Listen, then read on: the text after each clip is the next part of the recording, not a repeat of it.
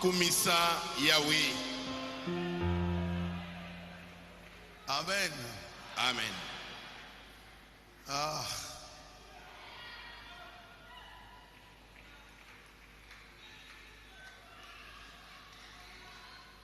Nous remercions le Seigneur. Totondinkolo.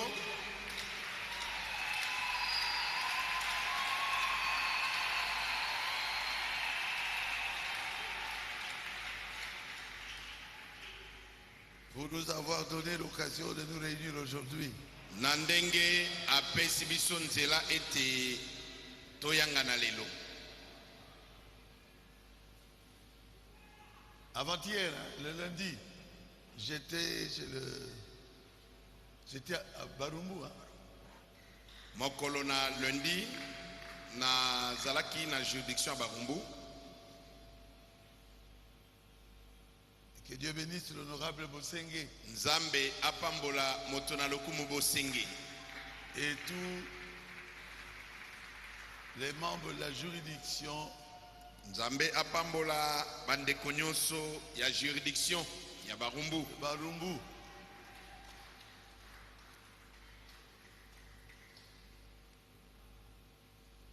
C'était vraiment bien. Ezalaki malamu mingi. Comme là où on était, c'était où? À Kaloka. À Kaloka, c'était extraordinaire.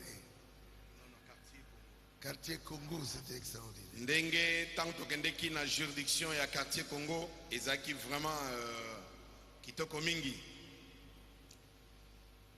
Et je vois que les juridictions, c'était une inspiration qui était bonne. Na moni ete ba juridiction ezalaki mpemela moko ya malamu. C'est là j'ai vu qu'ils sont vraiment derrière moi à 1000%. Pokuna namonaki ete bazali penza sima na ngai mbala koto koleka mokama. Honorable Bosenge,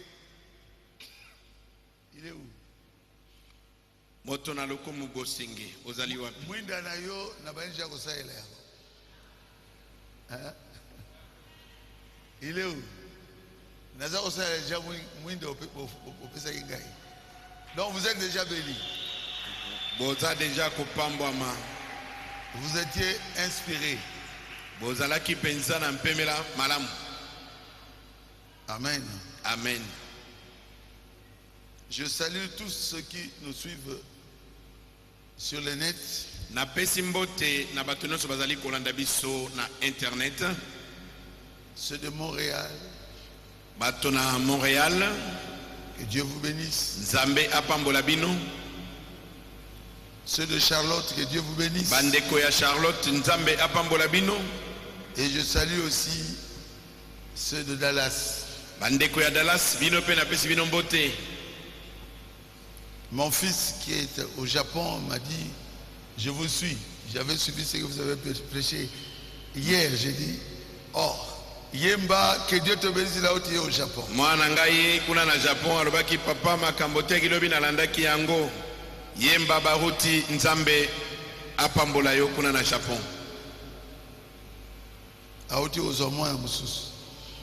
Ils viennent encore d'être bénis d'un autre bébé. J'étais revenu vraiment tard. J'ai pas eu vraiment le temps de préparer ma prédication. Alors je suis allé dans une prédication que j'ai prêchée en 2016.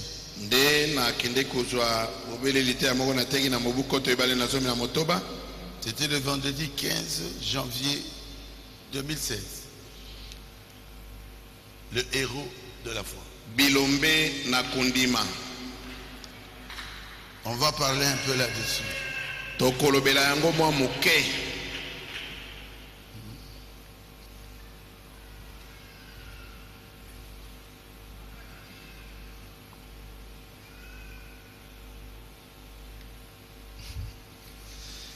Merci.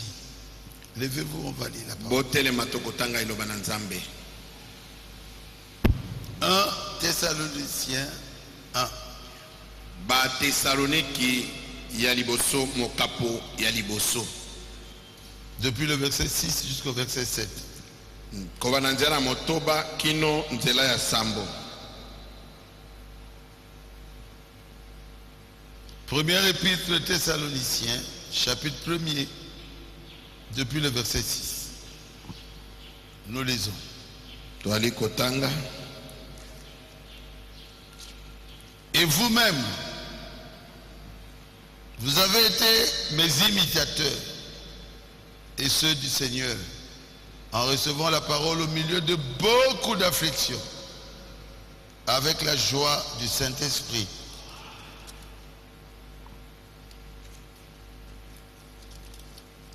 En sorte que vous êtes devenu un modèle pour tous les croyants de la Macédoine et de l'Achaïe.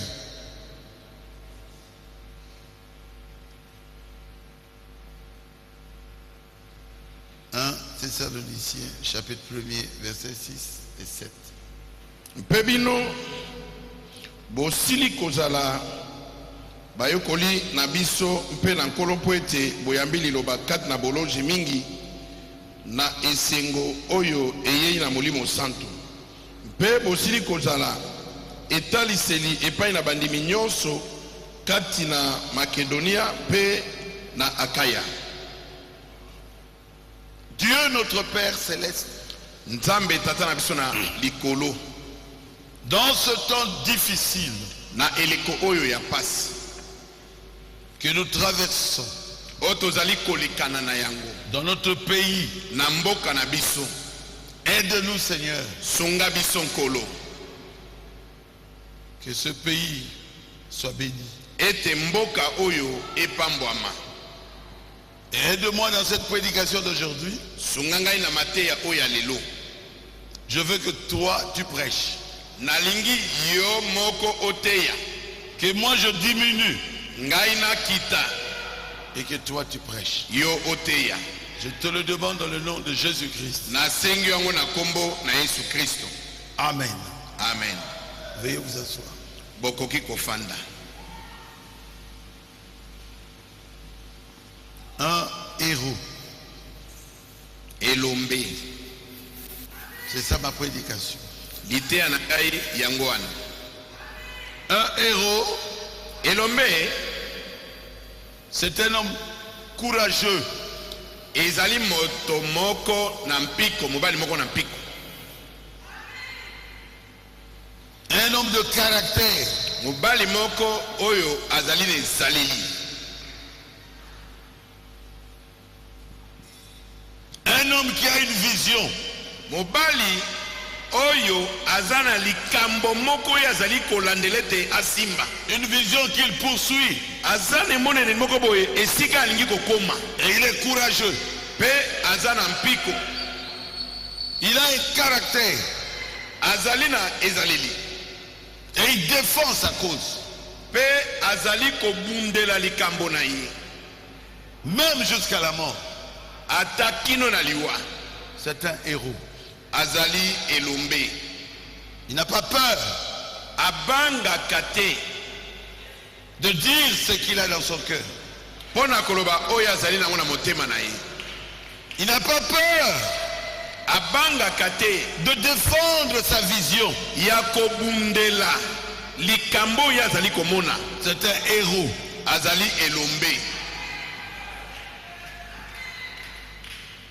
Si vous avez compris, dites Amen. Soki ososoli loba amen. Peut-être que les autres ne comprennent pas comme lui. Mbala mosusu bato misusu bako sosola makambo loba ye. Mais lui, Kasi ye il a une vision claire. azali na lolenge moko komona polele C'est ce qu'il veut obtenir.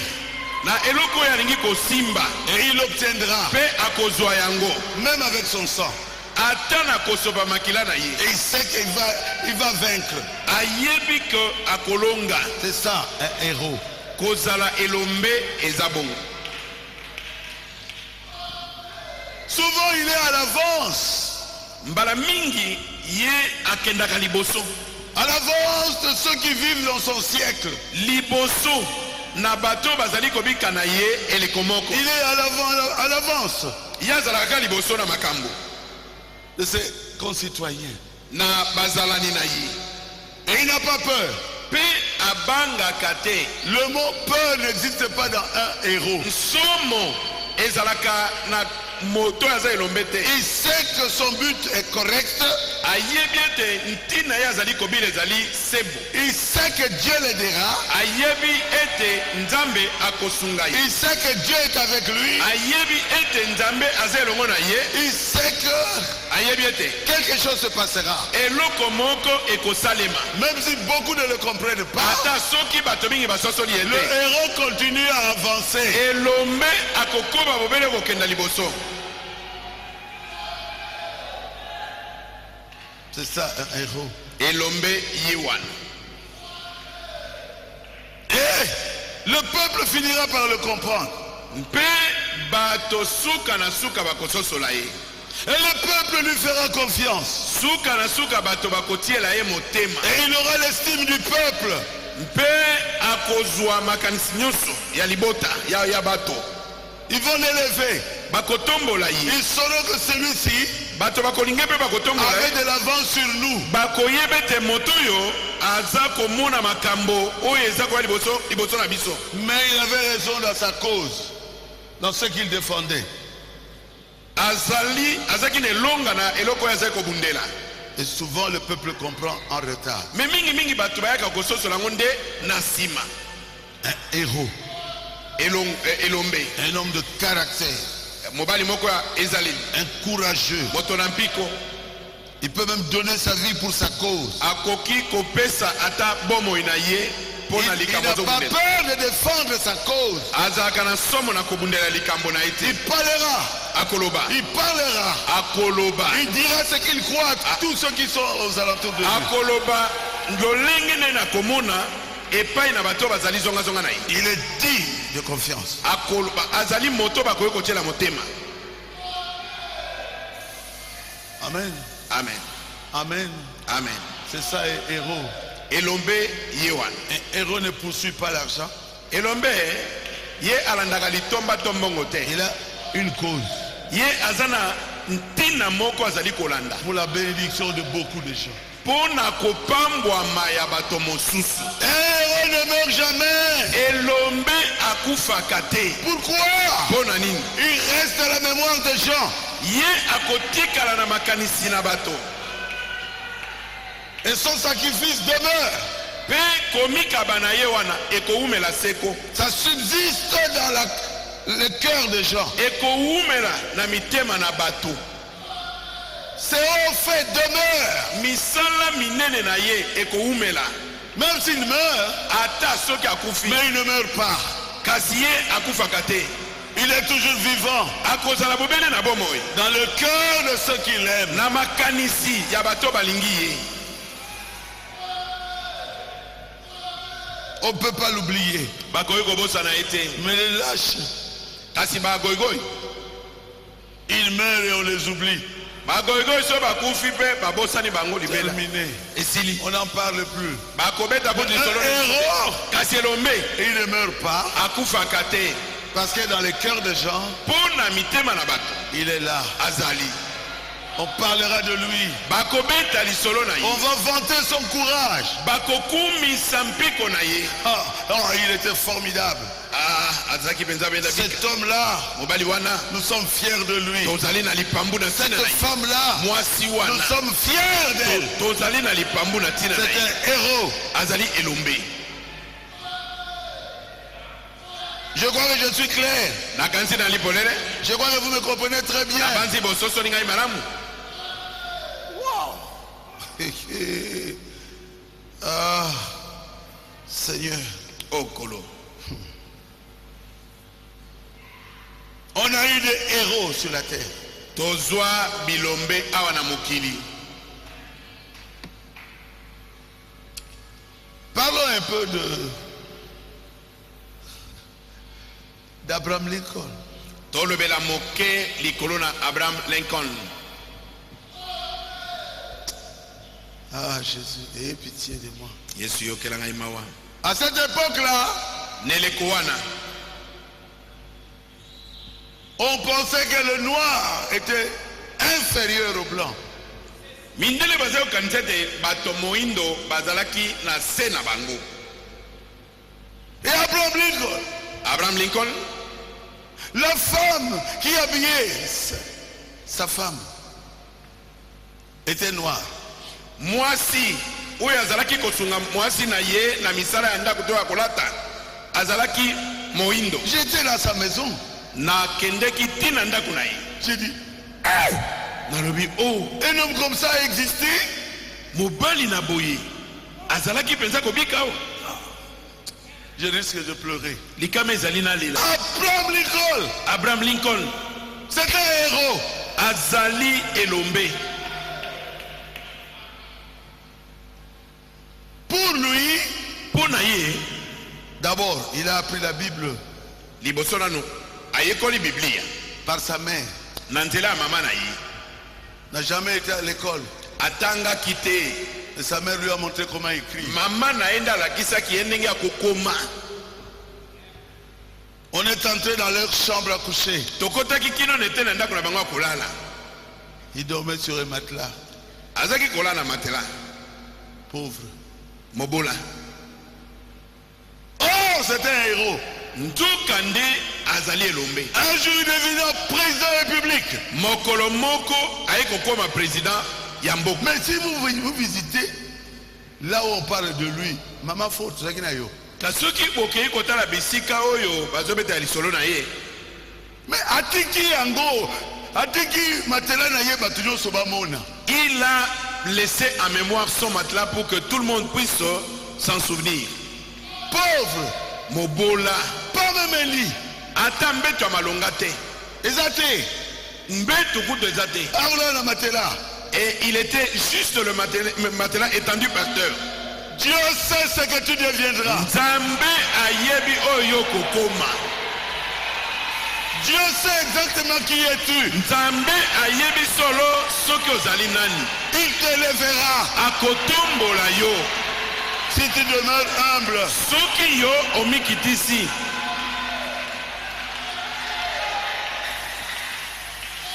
Dans cette époque-là, neleko yango on disait que l'homme noir est un animal. balaki koloba ete moto moindo azali nyama. Sous-homme. azali moto moko ya se ya moto. en dessous de l'homme. Ah, maman faux. Moi, ce aza kolatisa moi si na ye noir.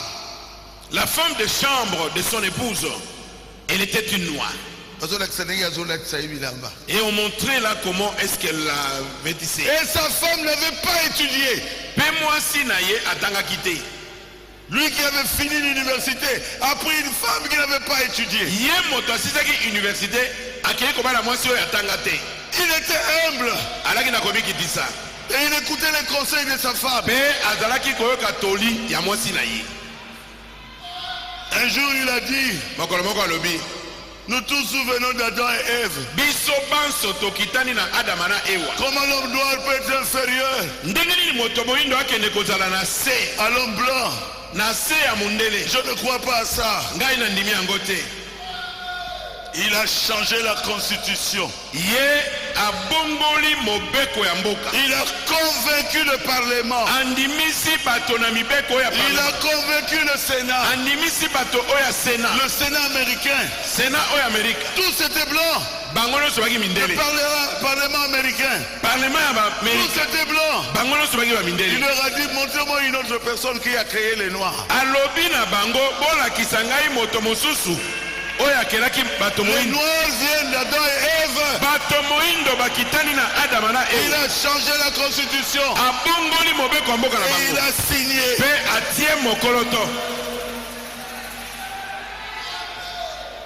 Un jour, il était dans, comment on appelle ça, les salles de... Non, il voyait les théâtres ou quoi, je ne sais pas. Salle de cinéma. Salle de cinéma. Son secrétaire habitué avec lui, vient avec un revolver. Pas. Ça lui fait rien. Et ça lié le côté. Notre héros viendra. Son nom est Martin Luther King. Martin Luther King. Alléluia. Amen. Ça, c'est un héros. Il leur a dit, nous sommes égaux.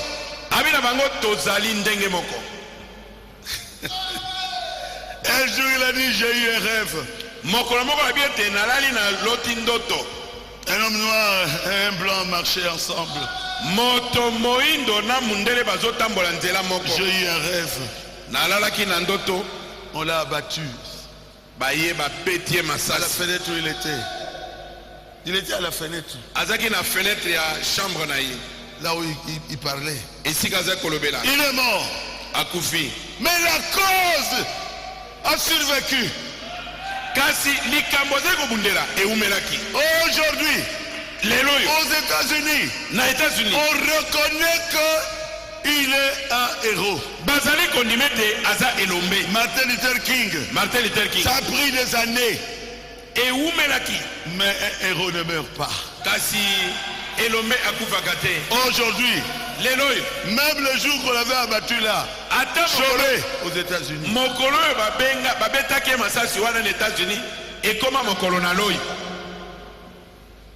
Aujourd'hui, aux États-Unis, nous marchons ensemble.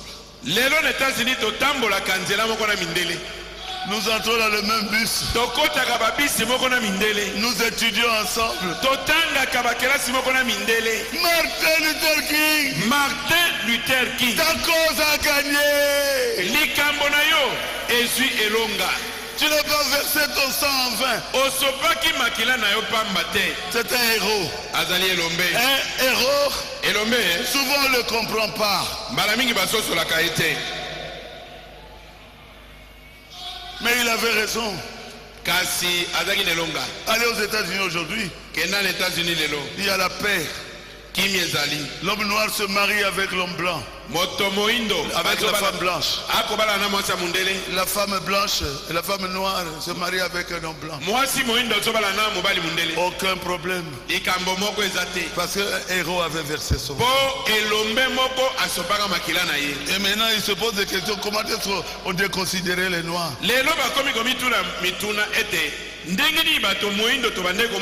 Nous sommes ensemble. C'est le soleil qui m'a brûlé. Je suis ton frère. Oh blanc, je t'aime. Tu es mon frère. Martin Luther King était un héros. elombe. Quelqu'un peut dire Amen. Amen. Est-ce que c'est la vérité? Est-ce que ezali ya solo? Ça vous fait du bien, n'est-ce pas? Ekosa bino malamu, hein? Comment? Héros. Ça alors, mes frères, nous en avons eu. Bandeko, tozwa bilombe. En Afrique du Sud, En Afrique du Sud. marcher ensemble, Mundele na mutumini kota monzela moko. c'était impossible. Et kokaki kosala matin. On appelait ça l'apartheid.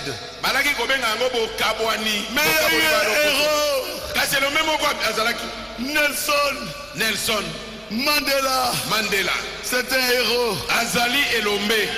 Il a fait combien d'années en prison? 25 ans? 28 ans en prison. Asali mbula tukumi bale na mabena boloko. Pour dire que nous sommes égaux. Pona kolobete tozali ndenge moko. C'est la vérité. Ezali ya solo. Aujourd'hui, Leloyo. on appelle ça le pays arc-en-ciel. Bazali kobenga yango ete mboka oya monama. Il ne s'est même pas vengé. Amibukanisaki atate tango akomokonzi. Oui, Te. sa cause Likambo na ye. a gagné l'apartheid. Elongaki makambo wana ya kokabola Malgré qu'il était en prison, ata konenga umelaki na boloko. mais Kasi sa cause a gagné. likambo na ye ezwaki elonga. Quelqu'un peut dire Amen à cela? Amen. N'oublie pas, Kobosana te. quand il y a quelque chose dans le cœur qui est bien, Tango oza na likambo kwa malamu na de motema. le dire. Kobosana koloba yango te. Parle. Loba. Ceux qui sont de Dieu écouteront. Bato na nzambe bakoyoka yango. Ceux qui sont prédestinés finalement comprendront. Bato oyo babongisama uta liboso. Ata ndele bakososola yango. Mandela a gagné aujourd'hui Mandela lelo oyo alongi. l'Afrique du Sud. Afrique du Sud. Na Afrique du Il y a des blancs, Mindele bali. il y a des noirs, Bato moindo bali. il n'y a plus d'apartheid. E makambo ya kokabola sulo poso na bato ya te. Non, non, Te. ils sont égaux. Bango nyonso bali mosanda moko. Oh Dieu, O Nzambe. donne-nous beaucoup de Mandela. Pesa biso ba Mandela ebele. Acclamez très fort. Beta maboko makasi.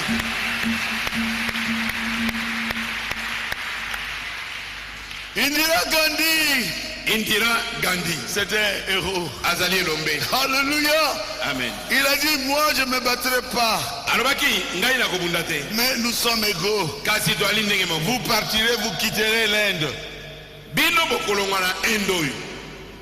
Est-ce que les Anglais sont toujours en Inde? Est-ce que bangeleza bazaka hakuna na Inde? Et vous savez qui l'avait tué? Boyebi nani abomaki ye? Son petit de confiance.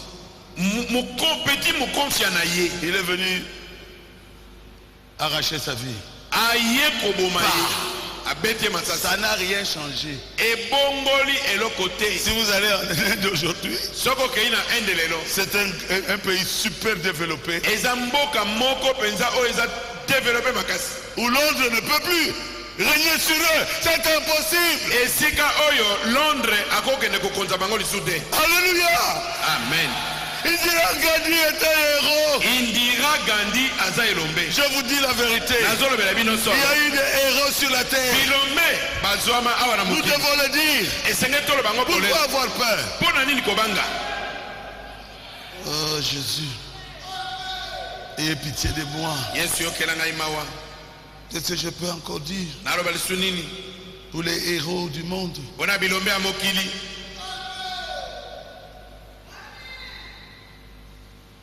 On a eu un grand héros ici, Biso pe awa tozwa elombe moko monene. reconnu dans le monde entier. Mokili mobimba bayebi ye. Emery Emery Patrice Patrice Lumumba. Lumumba. Oh, oh, oh. Si quelqu'un dit que c'est pas un héros, Soki moto alobi ete Lumumba aza héros te. il est malade. Moto wana abeli maladi. Lumumba c'est un héros. Lumumba azalaki elombe. Tout le monde avait peur des Belges. Bato nyonso bazali kobanga babelge. Mais Lumumba, la peur n'existe pas dans son cœur. Lumumba somo ezaki na motema na ye te. Non, Te. non. Soki moke te. Et ils l'ont l'ont tué, ils l'ont vraiment coupé en morceaux. Ils n'ont pas pu tuer sa cause. Aujourd'hui, le Congo est un pays libre. Est-ce que c'est la vérité? Est-ce que c'est solo iyo?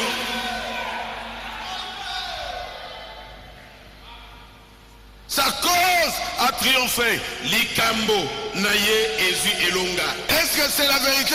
Est-ce que c'est solo iyo? Mais il était congolais comme vous et moi. Mais azalaki congolais lokola yo na ngai. Mais sa vision, kasi emonene souvent on comprend en retard. mbala mingi bato bayaka kososo na nsima. C'était un révolutionnaire. Azalaki moto moko abongolaka lobiko na bato. Tu es belge, reste belge, c'est toi. Ozali belge, tikala belge pa na yo. Congolais Congolais doit être libre. asengeli kozala nsomi. Un pays libre. Mboka moko ya bonsomi. Est-ce qu'il a gagné? Est-ce que alongi iyo? Aujourd'hui nous l'appelons héros. Lelo toza kobenga ye elombe. Est-ce que c'est vrai? Est-ce que c'est solo? Oui yo. Un autre c'est Mouzé Mosusu yali Muse Kabila. Laurent Désiré Kabila. Au lieu de tendre la main toujours. Abi nesika tango nyonso tosengaka sengaka. Non. Te Que chacun vienne avec quelque chose. moto na moto ya na oyo ayeli eloko. Comme ça nous construisons le pays. Totonga mboka na biso. Je dis, oh, Babi o. ce qu'il dit est vrai. Mais makambo zolo bezali solo. Moi aussi j'étais là à la banque. En rang. À Ngai la pe banque. nazekona na molongo na banque. J'avais donné quelques centaines de dollars. Napesaki pe mwa mokama ba dollars. Si chacun de nous donne 100 dollars, 200 dollars, 300 dollars, on n'a même pas moyen de tendre la main là-bas en Soki Europe.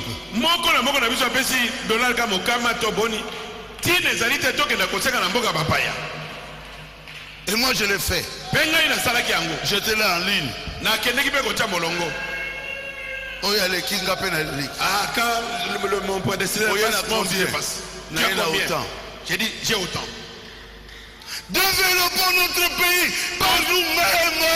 Tout ça, les tembo na biso kenda liboso, na nzela na biso moko. J'étais à Rouf aux États-Unis. Nalaki na Rouf na États-Unis. Ah Jésus. Oh Yesu. Je me vantais là, j'ai 6000 personnes dans mon église. Naza komi komisa na biete ngai lo sabo na ngeza bato ya bato koto motoba. Alors que dans le monde entier, ils ne connaissent pas une église du message de 6000 personnes. Nzoka nde na mokili mo na tango wana. Bayebaki te lingoma moko ya sango na tango ezaki na bato koto motoba. Ezali à Psychol. Même aujourd'hui, Ça n'existe pas. ezali te Dans le message, na kati na sango 6000 personnes. bato koto motoba. Oh. Eza te. En Europe, aux États-Unis, au Canada. Na poto mo na États-Unis na Canada tambola. Il n'y en a pas. Ba eza te. C'est ici au Congo. Kaka wana Congo. Ils m'ont dit, Babi na ngai. nous aidons les gens.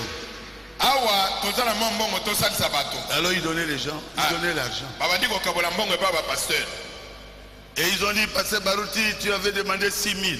Babi pasteur Baruti osengaki $6,000. Donc au pays sayoté, Nous n'allons pas te les donner. tu as 6000 personnes. Osana bato koto motoba. Ceux qui manquent, après c'est $1, Si. on a $6000. Si chacune de ces personnes te donne $1, tu as $6,000.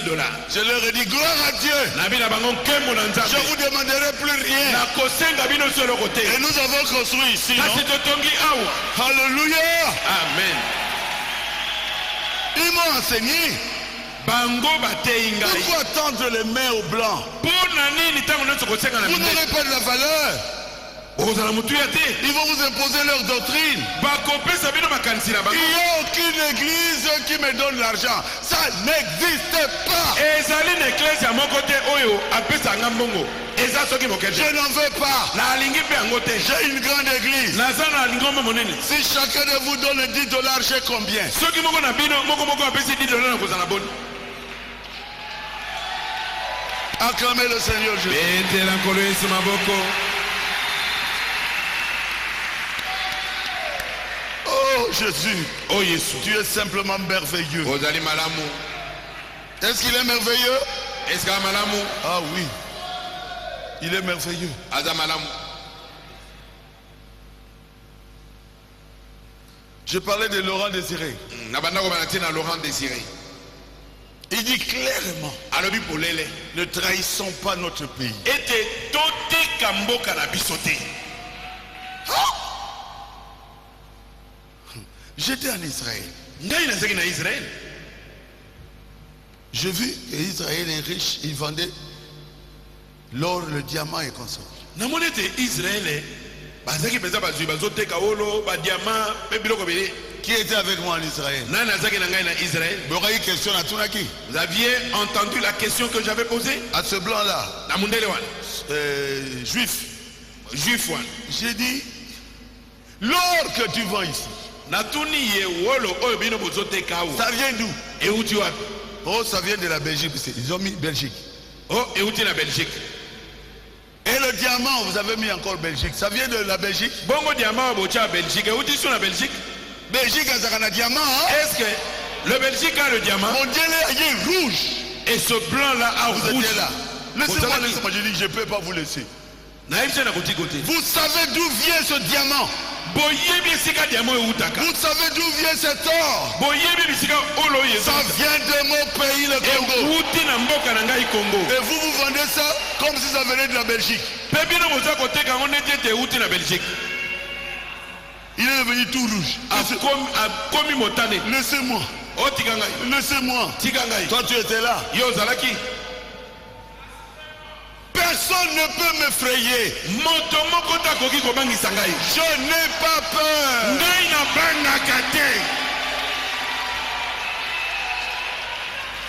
Je lui ai dit, nous sommes un pays pauvre. On nous vole le diamant. Et vous le savez.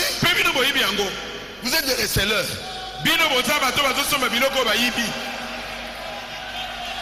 Et vous vendez les diamants qu'ils ont volés au Congo. Regardez comment ils étaient effrayés. Moi je suis blanc, je suis noir, je suis japonais, je suis chinois. Je n'ai pas peur. Je suis un être humain. Vous êtes avec moi?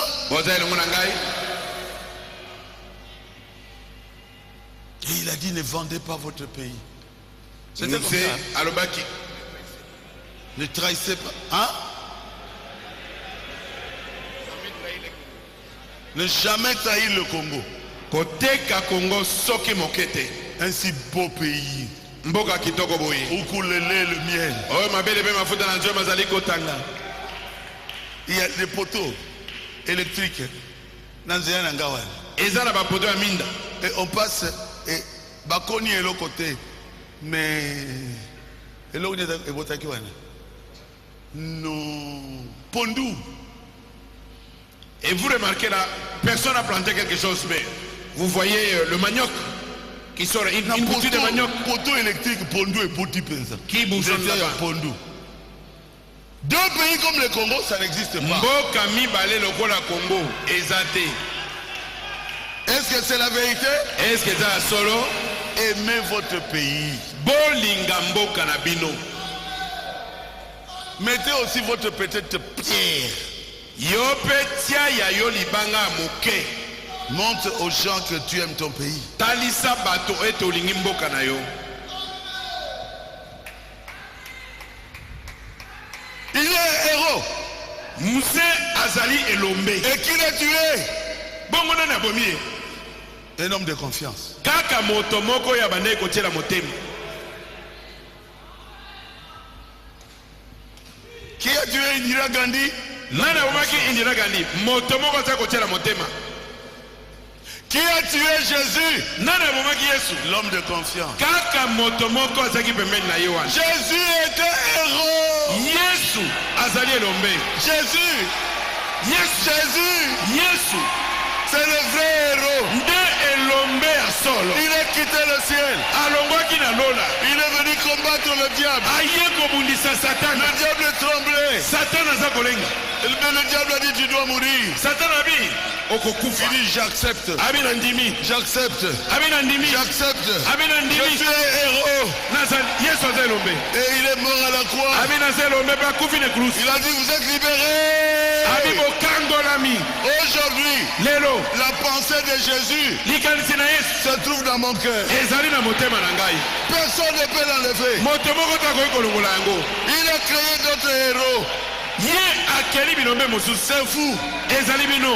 Vous êtes les héros Bino bozali bilombe. après Jésus. Sima na Yesu. Personne ne peut vous arracher la sainteté. Moto moko takoki kobota bino kimosantu. Soyez saints Bozala bule. comme votre Père Céleste est saint. Pela moko tata na bino na likolo ezali bule. Nous avons dit à Jésus, Tolobi na Yesu. Io, Merci yo. on vivait dans le péché.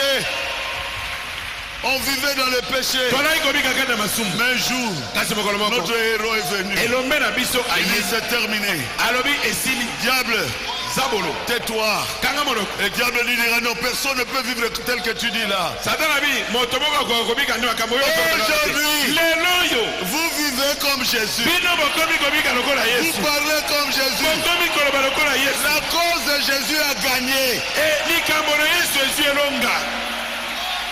Vous êtes sur la terre. Bozali na mokili. Mais vous vivez comme Jésus. Kasi bwali kobika lokola Je Yesu. suis sur la terre. Naza na Je mokili. n'ai jamais trompé ma femme. Natika na kokosa mwasi na Je ngai suis te. la poussière de la terre. Nazali putulu ya Je mabele. parle comme Jésus. Nazoloba lokola Yesu. J'aime comme Jésus. Nalingaka lokola Yesu. Alléluia. Amen.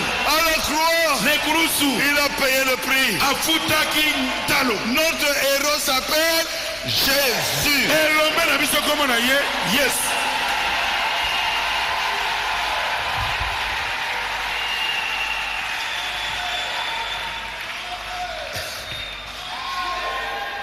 Vous avez remarqué, Bomoni yango.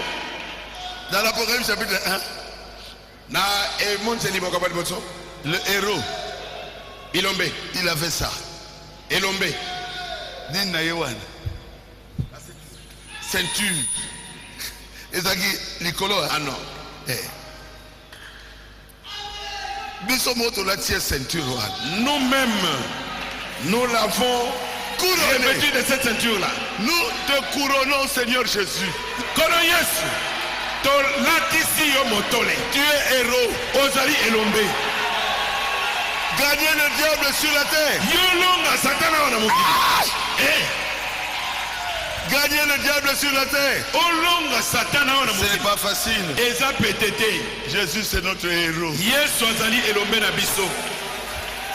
C'est le héros de tous les chrétiens. Azali elombe ya bakristo nyonso. Quelqu'un peut dire gloire à Dieu.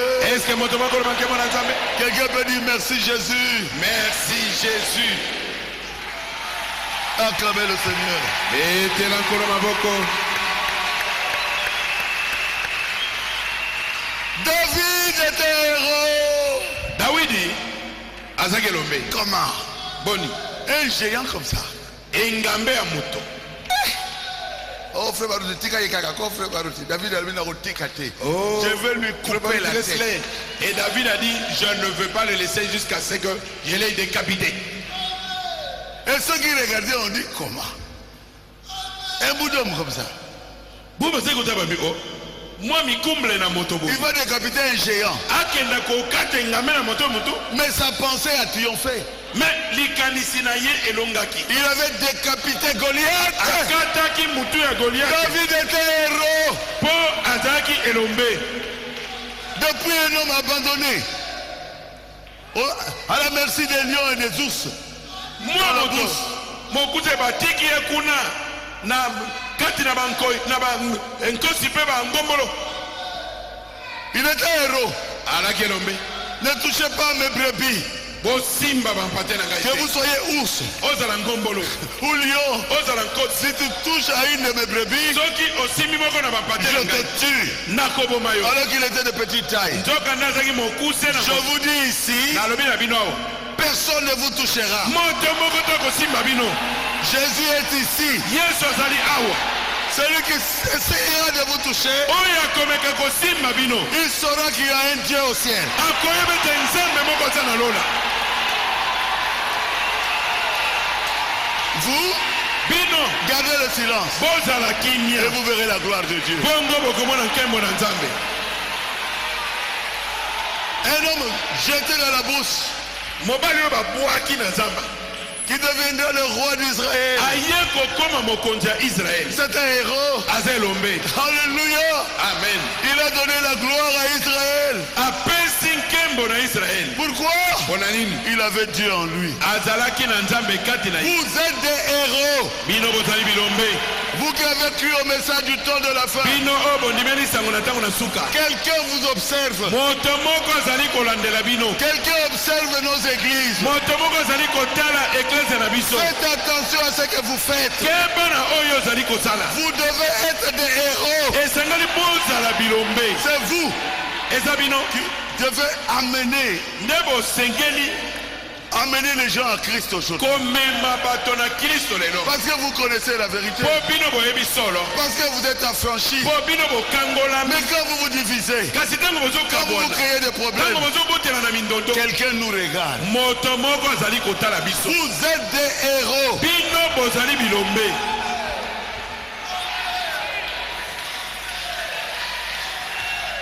Oh Jésus, oh yesu, n'oublie pas tes enfants, Seigneur. kobosana bana na yo te nkolo. Aide tes enfants. sunga bana na yo. Oh Jésus, tu es merveilleux. oh yesu ozali malamu. Est-ce que vous aimez le Seigneur Jésus? eske bolingi nkolo yesu? Soyez pas lâches. bozala bagoigoi te. Quand quelqu'un critique votre pasteur, ntango moto azotonga mokengeli na bino, sois un héros. yo ozala elombe. Dis-lui, tais-toi. loba na ye kanga monoko. Moi, je suis derrière mon pasteur à 100%. ngai nazali nsima ya mokengeli na ngai mokama likolo na mokama. Qu'il comprenne. asosola. Qu'il ne comprenne pas. asosola te. Toi, tu es un héros. yo ozali elombe. C'est ça que tu dois faire. yango nde otindami kosala.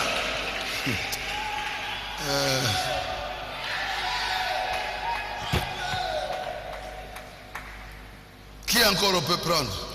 tokamata so nani? Paul, polo c'est un héros. azalaki elombe. Paul, polo c'est un héros. azalaki elombe. Il acceptait même qu'on lui coupe la tête. ye andimaki bakata ye mutu. Mais pour Jésus, kasi mpo na yesu il ne va jamais renier Jésus. abi na kowanga na yesu te.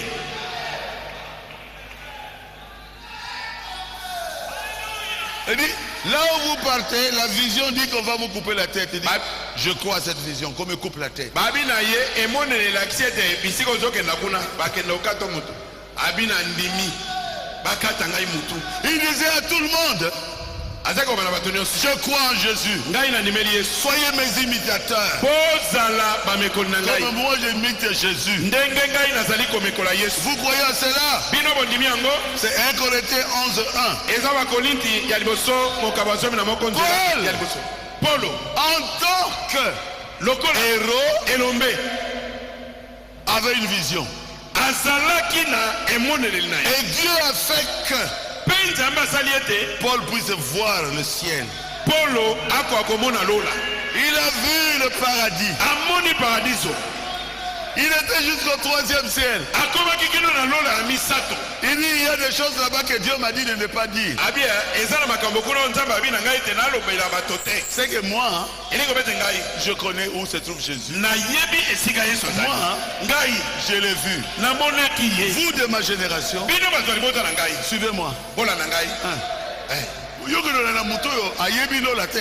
toi tu vas suivre quelqu'un qui n'a jamais été au ciel. Suis-moi un peu derrière. landa ngai na nsima. Il dit, soyez mes imitateurs. alobi bozala bamekoli na ngai. Comme moi-même, je suis pour Jésus. ndenge ngai moko nazali momekoli ya kristo. Soyez mes imitateurs. bozala bamekoli na ngai. Frères, bandeko portez les regards sur ceux qui, selon le modèle de ce que vous avez vu en nous.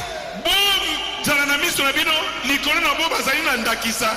ndakisa bino bomoni kati na biso. Vous voulez devenir héros? yo olingi koma elombe. Alors regardez à un héros. tala mpe moto mosusu azali elombe. Et soyez imitateurs d'un héros. mekola moto oyo azali elombe. Philippiens 3:17. wana bafilipi mokambo ya misato nzela zomi na Comment saba. toi tu vas devenir héros, tu ne connais pas un héros? ndenge nini okende okoma elombe oyebi nanu ndenge elombe azalaka te. Paul était un héros de son âge. Polo azalaki elombe na eleko na ye. Vous êtes d'accord avec moi? Est-ce que bondimi elongo na ngai? Il dit, soyez mes imitateurs. Abi boza ba mekoli na ngai. Frère Branham, c'est la même chose. Ndeko Branham pe ali ndenge moko.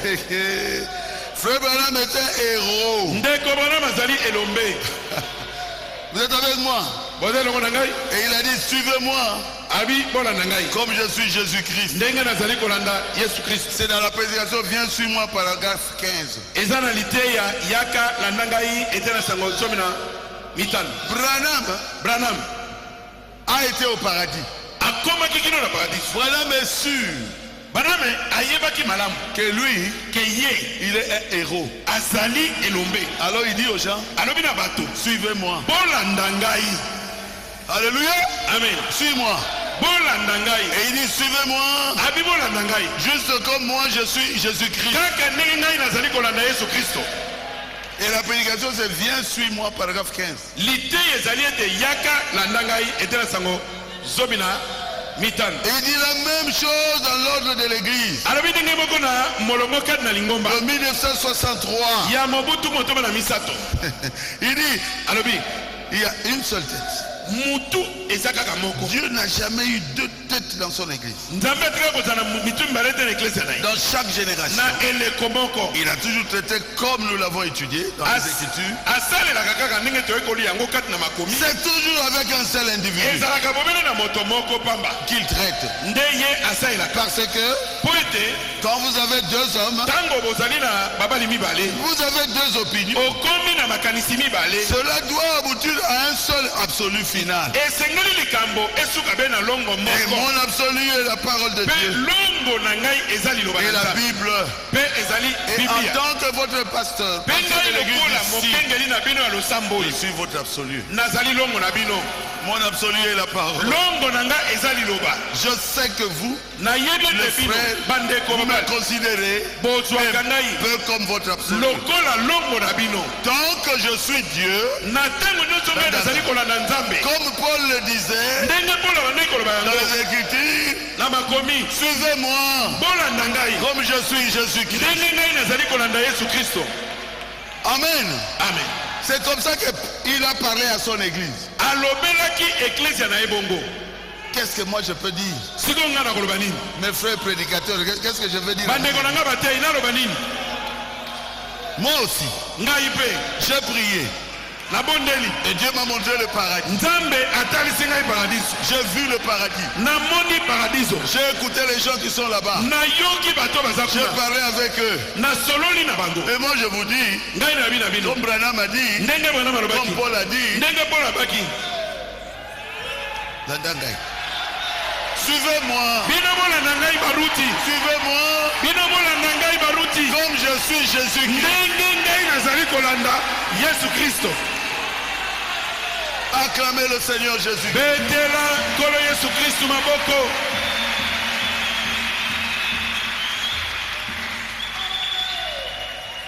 Pour avoir la foi, mpona kozala na kondima vous devez examiner votre foi. esengeli otala kondima no malamu malamu. Il faut que ça soit comme Paul. esengeli kondima no ezala lokola ya Polo. Il faut que ça soit comme Branham. esengeli kondima na yo ezala lokola ya Branham. Et la Bible dit dans Hébreux 13. mpe biblia elobi kaka na bayebele 13. Vous êtes avec moi? est ce que bozali ngo na ngai? C'est clair. eza polele. Il dit ceci, abi boye depuis le verset 7. kobanda nzela ya sambo. Souvenez-vous de vos conducteurs. bino bokoka kokanisa bakambi na bino. Ça, c'était un vrai conducteur. wana ezali mokambi mpenza ya solo. À cause ça, moi, ça n'a été. il n'a jamais trompé sa femme. Attends, dans la vérité. il marche selon la vérité. Plus de 40 ans, koleka mibu tuku mine il prêche la vérité. ateyaka kaka solo. C'est ça qu'il dit ici. yango nde alobi awa. Souvenez-vous de vos conducteurs bomikanisela bakambi na bino qui vous ont annoncé quoi? La parole de Dieu. baoyo basakweli bino liloba na Nzambe. Considérez quelle a été la fin de leur vie. botala suka na bomoi na bango ezalaki Cela ndenge. signifie considérer quelle a été leur foi.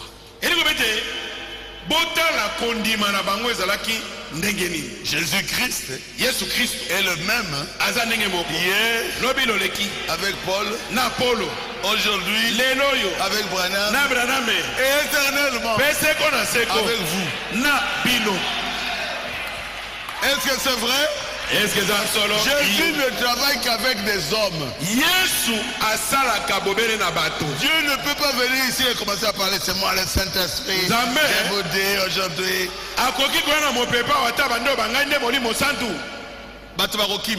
Les gens vont fuir. Et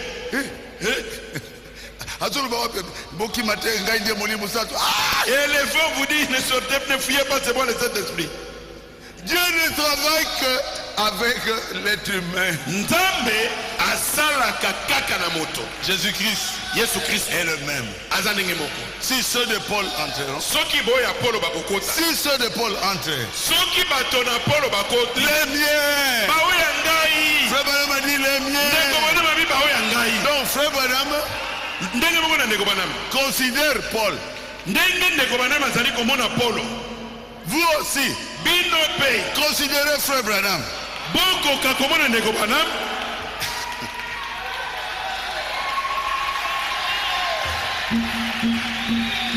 Amen. Amen. Si ceux de Paul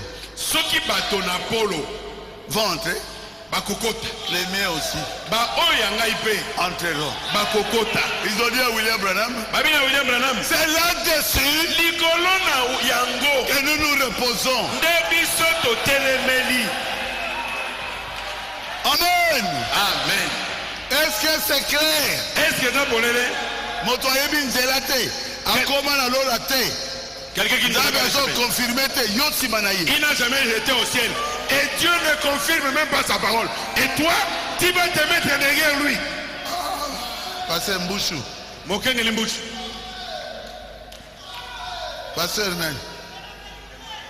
Matondo, moi Nangai. Mokengeli Roger Matondo. Na Pasteur Nangai Akasai Yao. Est-ce que vraiment Yukolo na Mouton Nzambe sont confirmés? Est-ce que toi, tu vas te dresser contre celui que Dieu confirme? Non. Tu vas suivre quelqu'un que Dieu ne confirme pas. Alors tu le suis pourquoi? Tu le suis pourquoi? Donc viens, suis-moi, Frère Branham dit ceci. Verset 15. Vous aurez toujours à suivre quelqu'un.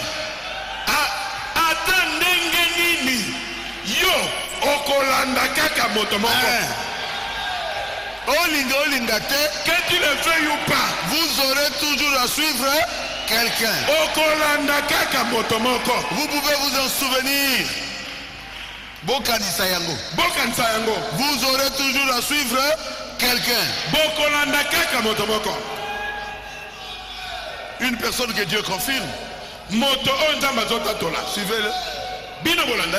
Frère Branham est déjà parti. Il est déjà au ciel. Oh, c'est lui mon pasteur. Pasteur Nayo Azadjana Lola, papa. Oh, mais ton pasteur est déjà au ciel. Et la façon dont vous suivez cette personne, soyez sûr de lui. Soyez sûr que cette personne est en train de suivre Jésus.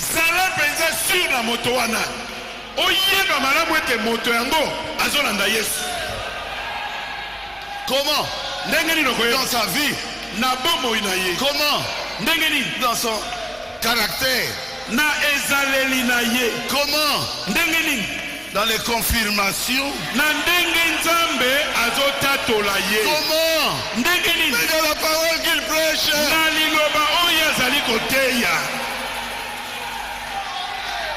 Acclamez le Seigneur Jésus. Un héros ne peut pas être caché. Non. Parce qu'ils vont le suivre. Oh. Moi, mon pasteur, c'est elle. Dieu a révélé. Dieu me l'a révélé. Il ne faut pas me faire des problèmes. Quelqu'un vient de me le dire aujourd'hui. Il est ici. Pendant qu'il parlait, il pleurait. Qu'il vienne se mettre ici, debout. Que le frère vienne devant ici. Je venais de les recevoir.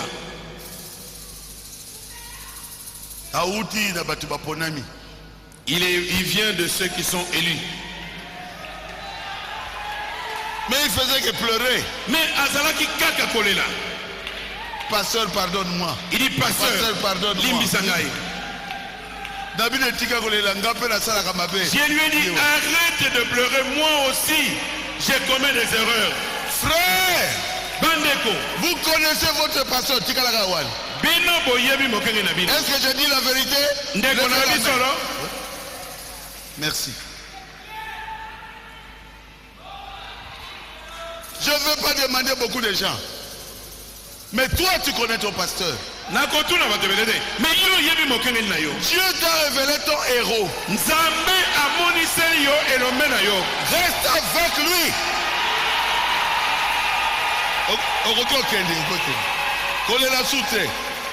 Tu peux rentrer. Il ne faut plus pleurer, tu peux. Même pendant qu'il sortait de mon bureau, il pleurait. Le Saint-Esprit lui a dit, retourne.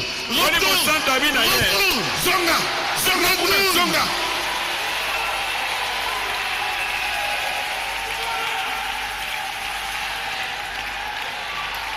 Il avait beaucoup d'argent. Et Dieu a l'homolinios. Et Dieu a tout pris. Est-ce que c'est la vérité? Est-ce que c'est un solo?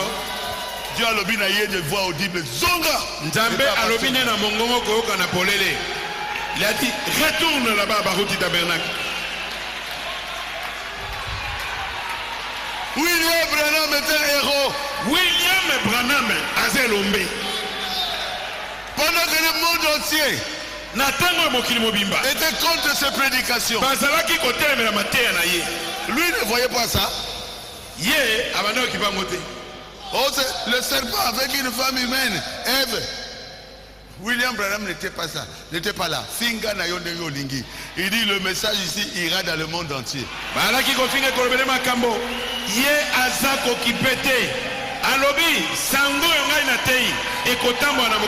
va aller jusque dans la jungle d'Afrique.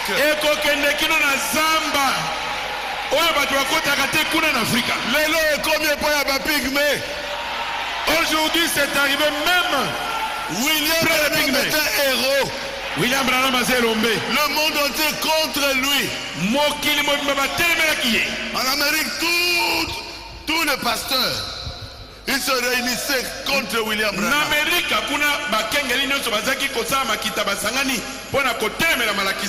celui qui était bien connu là, c'est qui? Best. Best. Est-ce que vous entendez parler de Best? Est-ce que vous connaissez Best? Est-ce que vous avez vu Best? Est-ce que vous connaissez William Branham? Est-ce que vous avez vu William Branham?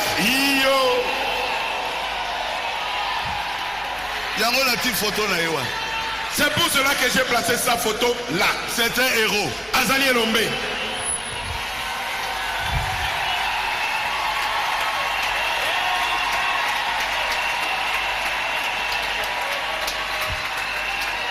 Il savait ce qu'il poursuivait. Il avait une vision. Il défendait sa pensée. Aujourd'hui, nous sommes là. Nous sommes sa pensée. Nous sommes là. Il est un héros. Si nous sommes ici, parce que nous imitons Frère Branham. Il est un héros de la foi.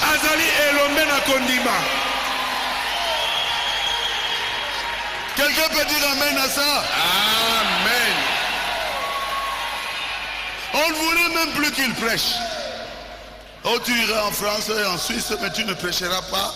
Tu seras avec le dit dans aucun pays. La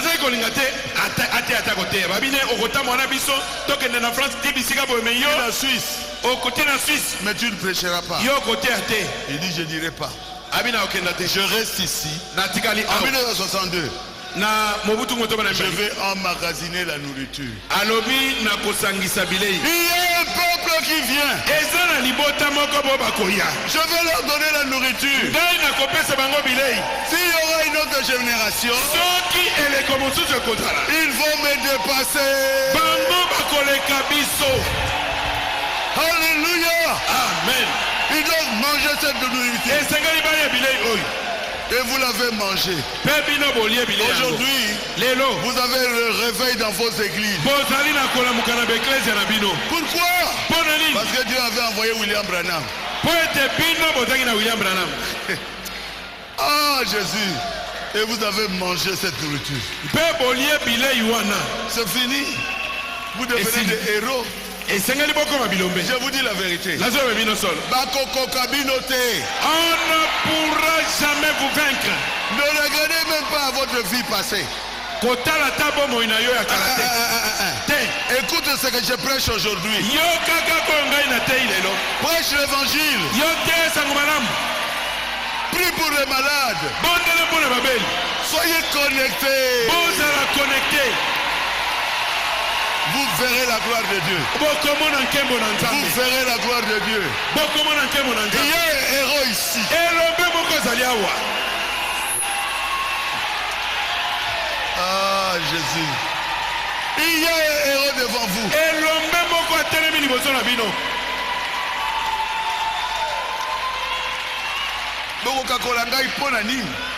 mais pourquoi vous allez marchader sur moi? Comment? Photo bâti. Moi, Azana crâne était bâti na sima.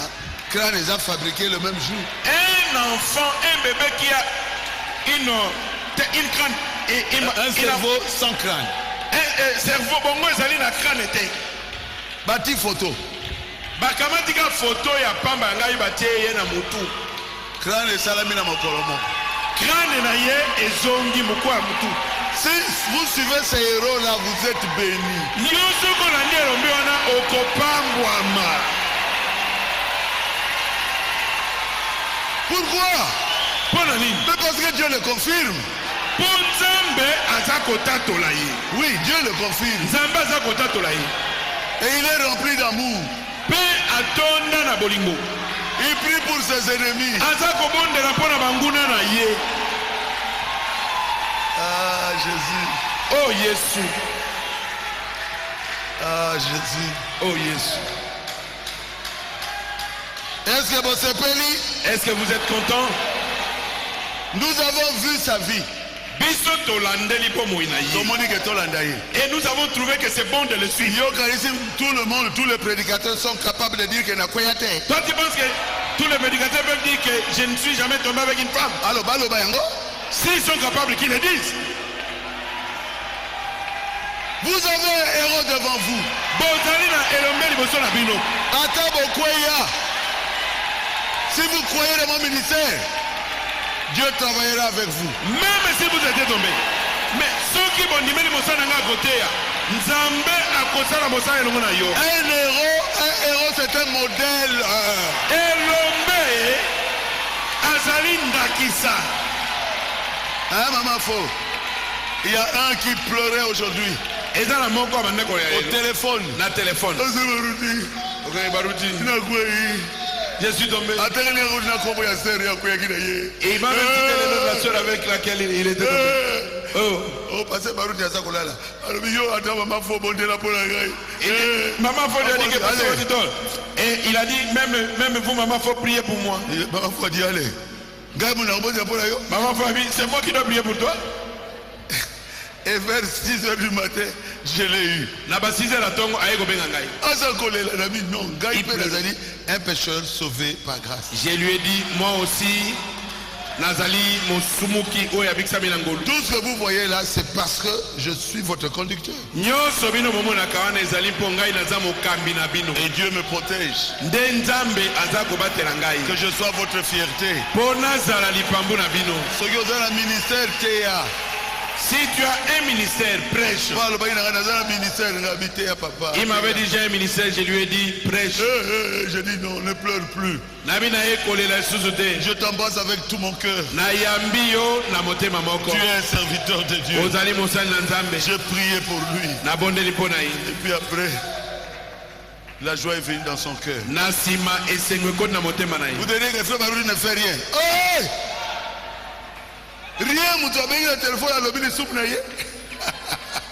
Frère, nous sommes en train de purifier l'église.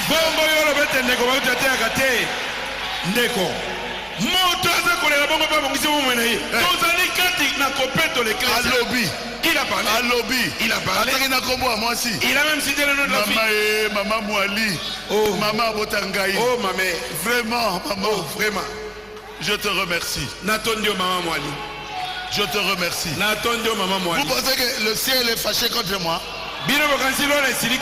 Pour une seule personne qui se répand, il y a de la joie au ciel, au milieu des anges.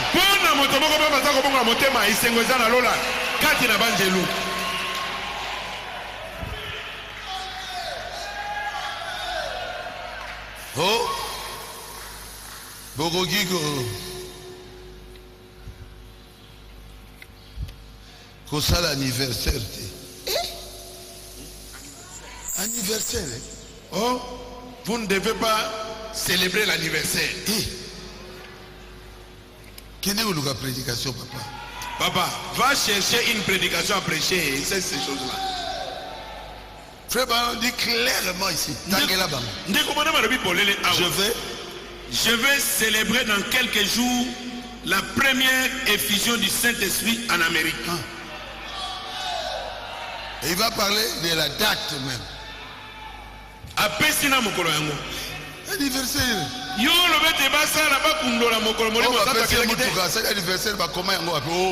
Et ils disent que où est-ce qu'on a écrit qu'il faut fêter un anniversaire? L'anniversaire de l'église, oui, c'est écrit. Oh, anniversaire à l'Osama quand même. L'anniversaire. C'est écrit ici. L'agneau et la colombe. Ebenga na moi na patena Ebenga. Paragraphe 59. Était na sango tukumitano na libwa. Il donne même les dates. Apesina mikolo. Que le noir américain là est héros. Oh motomoindo américain na elombe moko. Il avait dit à Dieu, je ferme les yeux jusqu'à ce que je reçoive le baptême du Saint-Esprit. Abaki na nzambe tengai na kotikala awa. Kino ete nazwa libati ya mulimo santo. Il a prié pendant des jours. Les yeux fermés. Et la puissance de Dieu est tombée sur lui. C'est un héros. C'est lui qui a commencé le réveil pentecôtiste. Et frère Branham le respecte. Si je vivais à l'époque de frère Branham, il allait aussi me respecter. Il a dit nous devons fêter ça. Il dit nous devons fêter. Nous devons célébrer cet anniversaire. Un homme de Dieu a prié les yeux fermés pendant 2 jours. Et le Saint-Esprit est tombé sur lui. Et le réveil a commencé. C'est quoi? Il est un héros. Azali Elombe. Quel on cite son nom ou pas, c'est un héros. Acclamez le Seigneur Jésus.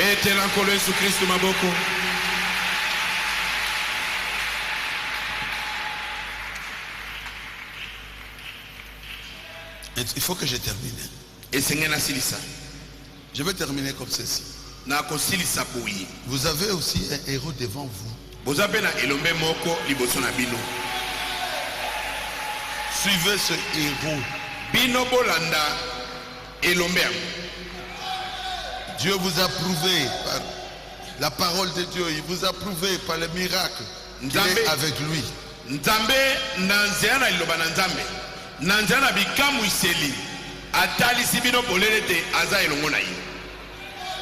Et frère m'a dit faites attention. dans les héros de la foi, paragraphe 98. na ilomena kundima etena sango tuku libwana mwambe. Il dit à l'assemblée, Azoba na batukat na losambo. est-ce que vous aimez Dieu? Est-ce que bino bolingi nzambe? L'assemblée répond Amen. Losambo bayanoli babi amen. Alors de quoi avez-vous peur? Sika oyo bozali na somo ya nini? Soyons actifs, Tozala na mosala. toujours à l'œuvre, Tango nyonso tosala mosala.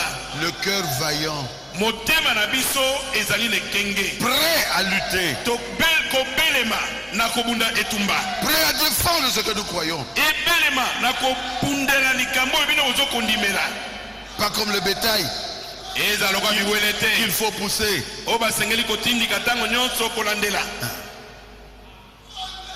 Faire avancer de ceux qu'il faut toujours convaincre et supplier ces gens.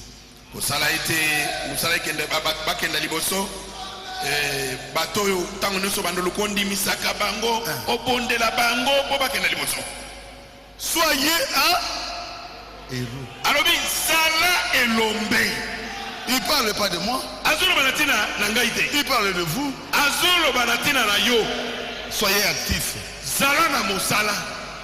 restez dans l'œuvre, Tikala ket na mosala oyo. ayez un cœur vaillant, Zala na motema oyo eza tango nyonso kongala. prêt à lutter. Oyo ezali pene na kobunda etumba. Oyo azwi motole à lutter te, aza ko mériter yango te. Celui qui est couronné sans pouvoir courir, il n'est pas digne de cette couronne. Bakopesa yo ceinture ya héros yo osali eloko te. On te donne une ceinture Non, de triomphe alors que tu n'as rien fait du tout. il faut combattre, Esengeli obunda. il faut soutenir la vérité, Esengeli obundela solo. il faut être vaillant, Esengeli ozala elombe. actif Ozala mosala dans l'œuvre que tu crois. na kati na mosala oyo ndimeli. Il faut faire avancer l'œuvre. Esengeli osala ete mosala ekenda liboso. Il faut convaincre ceux qui hésitent encore. Esengeli ondimisa bato bazali nanu kotata bana. Soyez un héros. Zala elombe. Ce n'est pas mon conseil, c'est le conseil des frères Branham. Ngai nde munapesi toli wana te ezali toli ya ndeko bananu. Vous allez le faire. Bokosala yango. Ne reculez pas. Kozonga nsima te. Défendez la doctrine de votre église. Bundela malakisi ya eklezia na bino. Défendez le message. Bundela sango na ntango oyo. Défendez votre pasteur. Bundela mokengeli na yo. Paragraphe 50. Etela sango tuku mitano. Oh Jésus, O Yesu. aide-nous Seigneur. Sunga biso nkolo. Aide-nous. Sunga biso. Dans une église séduite par le monde, paragraphe 50. Ezali eklezia Non, oyo. non, l'influence des nôtres. Eza na lite ya kokonzama na moto mosusu. Paragraphe 50. Etela sango tuku mitano. Il dit, Alobi. mais Kasi. la chose que nous voulons faire, Eloko tolingi kosala. c'est que notre vie puisse compter pour Dieu. Ezali ete bomoi na biso ezala na ntina mpo na nzambe. Pourquoi? Mpo na nini? Quelqu'un vous observe. Mpo moto moko azali kotala yo. Il croit au message. Oyo nandimeli sango na ntango. Vous akoswana. Et vous disputez, vous querellez. Quelqu'un vous regarde. Et Moto, aza kotala il bino. vous regarde pour devenir chrétienne. Aza kotala bino mpo ye mpe akoma mokristo. Il vous regarde pour suivre votre foi. Aza kotala bino mpo ye mpe alanda kondima na bino. Vivez correctement. Bobika bomoi malamu. Quand vous gagnez une âme, Mpona komema ta molimo moko. même une âme, Ata moto moko pamba. vous êtes déjà un héros. Soki omemi ye na nkolo osi okoma elombe. Ces gens-là qui... Oh, bah, bon, ma remonte, bah, fire. Les pompiers. Basaper pompier. Quand un sapeur-pompier gagne, sauve une seule personne, Soki saper pompier abikisi moto moko pamba. il est déjà un héros. Babengaka ye elombe. Moi, je suis un sapeur-pompier. Ngai naza saper pompier. Oui.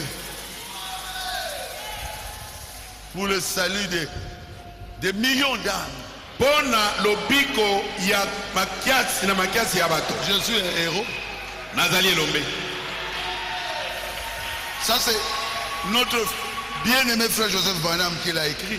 Oyo molingami na biso Joseph Branham muta komi yango. Il a dit, avec son travail, Abi na mosala na yo. il a sauvé beaucoup, des millions d'âmes Na mosane abikisi ba millions na bato. au Congo et dans le monde entier. Na Congo pe na mokili mobimba. Oh, vous n'êtes pas un héros. Oyo za elombe. Ah, viens me faire porter cette ceinture là, je suis un héros. Amen. Un héros. Donc nous devons vaincre Esengeli tolonga ce monde ici. mokili oyo. Vaincre le péché Tolonga masumu. et vivre comme Jésus. Petopika bomo ilokola Yesu. Le parfait héros, c'est Jésus. Elombe a solo ezande Yesu. Il a brisé la tête de Satan. C'est Jésus. Ye anyataki mutu na satana. C'est Jésus. Eza Yesu aniki yango. Et Satan ne peut plus rien faire contre vous. Pe satana akoka lisusu kosala yo mabe ata moko te. C'est Jésus, Yesu nde le Seigneur des Seigneurs. kolo na bankolo. Le grand héros. Yesu nde suka na elombe. Aza likolo. Il est tout au-dessus. Aza likolo. Il est au-dessus. Aza likolo. Il est au-dessus de tout. Likolo na bapasi na yo nyonso. Au-dessus de toutes tes souffrances. Aujourd'hui, je voulais surtout qu'on chante les cantiques de l'Ifo, quoi. On a déjà chanté. Bon, qu'est-ce que tu nous proposes? J'ai terminé. Nasilisi.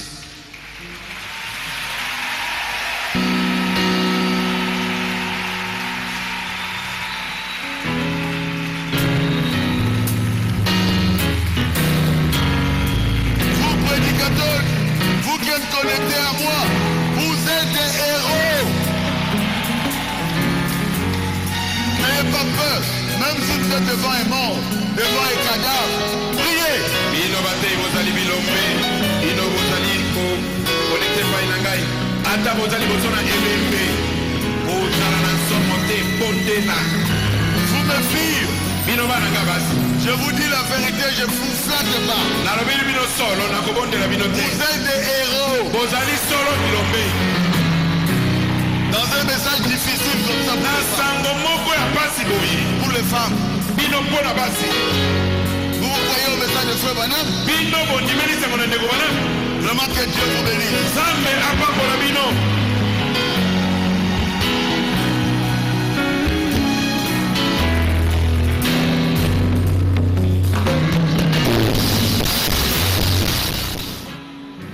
Un héros n'a pas peur.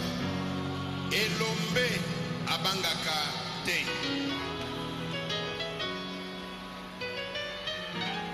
C'est après un combat qu'il est couronné.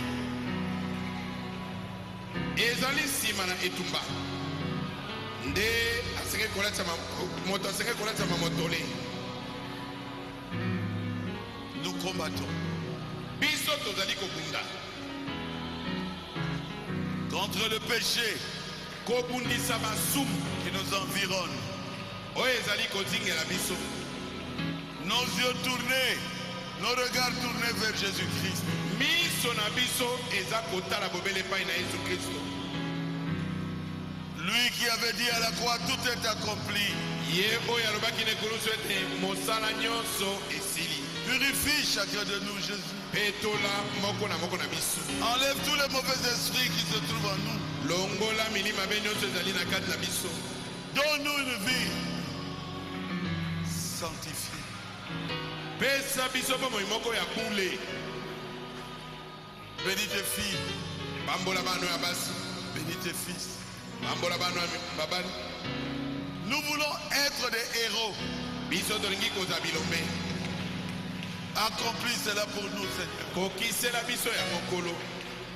Et que nous puissions demeurer humbles. Mpe toumela mpe nakomi kitisa.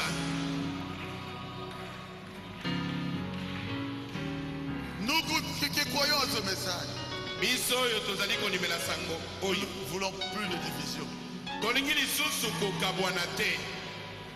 Nous voulons atteindre la perfection. Tolingi kokoma kino kobongabe. Nous voulons aimer ceux qui ne nous aiment pas. Tolingi kolinga bao balingaka biso te. Et prier pour ceux qui nous persécutent. Tolingi kobondela na ntina bo babundisaka biso. Et être capable d'amener les gens à toi, Seigneur. Mpe tozala na makoki ya kobongola bato motema komema bango epai na yo. Parce que quelqu'un nous observe. Po ete moto moko azali kotala biso. S'il peut croire à cause de notre vie, Soki akoki kondimela na ntina na bomoi na biso. nous te le demandons de le faire. Biso tosengi na yo osala yango. Que nous soyons un modèle pour quelqu'un. Tozala ndakisa mpo na moto moko. Comme cet enfant qui avait dit, maman, je veux un Dieu couvert de peau. Lokola mwana na nabaki ete mama nangi nzambe oyo alatami na lokoso. Que nous soyons un Dieu couvert de peau pour nos enfants, Biso tozala banzambe balatami na lokoso mpo na bana na biso. pour nos maris, Mpo na baba na biso. pour nos femmes, Mpo na basi na biso. pour nos églises. Mpo na baeklesia na biso. Aide-nous, Seigneur, Sunga biso nkolo. à devenir des héros Tokoma bilombe. dans nos églises Kati na baeklesia na biso. et à ne pas scandaliser l'église, Mpe totutisa eklesia libaku te. à être des modèles à suivre. Tozala bandakisa oyo bato bakoki kolanda. Je prie Na bondeli. pour ceux qui ont besoin du Saint-Esprit, Mpo na bo baza na bosenga ya molimo santu. au nom de Jésus-Christ. Na kombo na Yesu Kristo. J'ordonne à tous les démons des familles, Napesi mitindo na milima be nyonso ya les mabota. liens coutumiers, Basinga ya babota. au nom de Jésus-Christ, Na kombo na Yesu Kristo. sortez de leur vie. Pima na bomoi na bango.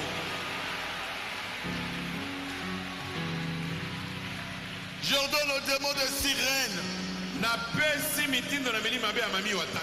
au nom de Jésus-Christ, Na kombo na Yesu Kristo. sortez de ces gens. Pima na nzoto na bato oyo.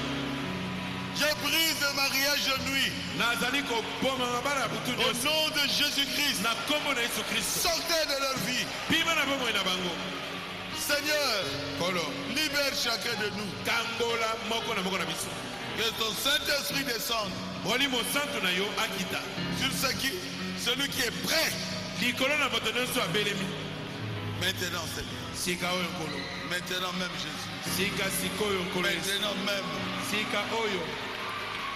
Saint-Esprit de Dieu, Molimo santu na nzambe. descends, Kita. descends, Kita. descends dans Baruti Tabernacle. Kita na baruti tabernacle.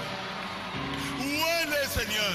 Bakola bango Du nkolo. véritable Na Saint-Esprit. molimo santu ya solo. Au nom de Jésus. Na kombo na Yesu Kristo. Au nom de Na Jésus. kombo na Yesu Kristo. Au nom de Na Jésus. kombo na Yesu Kristo.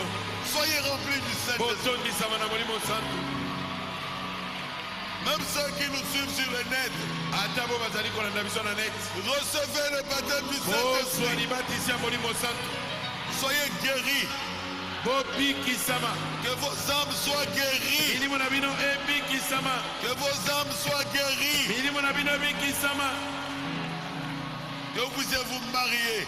Bokoka kozwa mabala. Que vous puissiez demeurer dans la parole de Dieu. Bokoka koumelaka na eloba na nzambe. Guéris nos âmes, Seigneur. Bikisa milimo na biso koko. Et je prie pour ceux qui sont malades. Nabondeli mpo na bo nyonso baza kobela. Il n'y a pas de maladie incurable en toi, Jésus. Eza na bamaladi incurable kati na yo te nkolo Yesu. Que tous les démons de maladie Milimu mabe nyonso ya bamaladi. sortez Pima au nom de Jésus na kombo na Yesu. de ces gens. Pima kati na bato oyo. Quittez leur corps Tika nzoto na bango. au nom de Jésus-Christ. Na kombo na Yesu Kristo. Ils sont guéris Bango babiki. parce que Jésus avait porté sur eux, sur lui, Po ete Yesu alongaki Satani. toutes les maladies. Alongi likolo ya bamaladi nyonso. Seigneur, reçois la gloire. Kolo yamba nkembo. Sanctifie nos vies. Bulisa bomoi na biso. Que les gens puissent te voir à travers nos vies. Bato bamona yo na nzela na bomoi na biso. Merci Jésus. Natondi yo Yesu. Merci parce que tu étais avec nous. Natondi yo po ete ozaki eloko na biso. Merci Seigneur. Natondi yo nkolo. pour nous avoir donné ce beau pays. Protège le Congo démocratique. Qui est plus de troubles, Seigneur. Qui est le calme dans notre pays. Dans ce pays durant 2018. Merci Jésus. Merci Seigneur. Aide-nous. Qu'on soit des héros. Des héros dans l'ombre. Vous priez pour les uns les autres. Vous priez pour le pays. Au nom de Jésus-Christ. Amen. Amen. Amen. Amen. Restez debout s'il vous plaît. Saluez la personne qui est à côté de vous. Dis-lui je t'aime. Dis-lui je t'aime. Embrasse la personne qui est à côté de vous. Dis-lui héros. Je t'aime.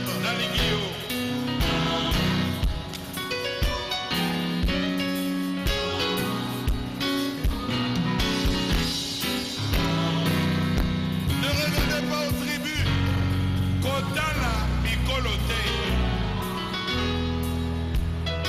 Nous sommes de la tribu de Dieu. Nous sommes les petits frères de Jésus-Christ. Nous partons au ciel. Je t'aime. Héros, je t'aime. Je t'aime.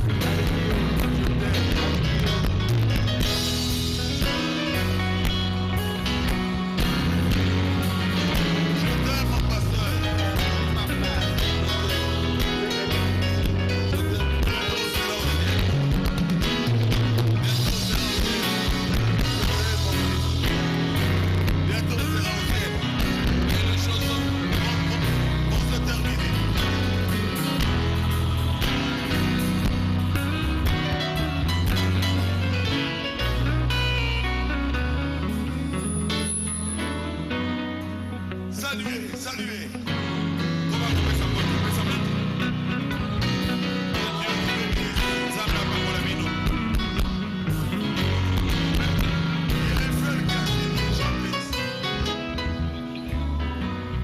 Ils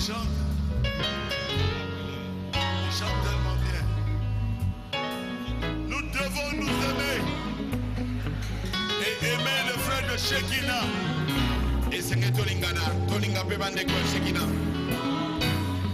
Vous allez les aimer. Aimer le frère de Shekinah. Il va chanter très bien ici maintenant. Aimer les frères qui sont chez les élus. Nous devons nous aimer. Que Dieu vous bénisse.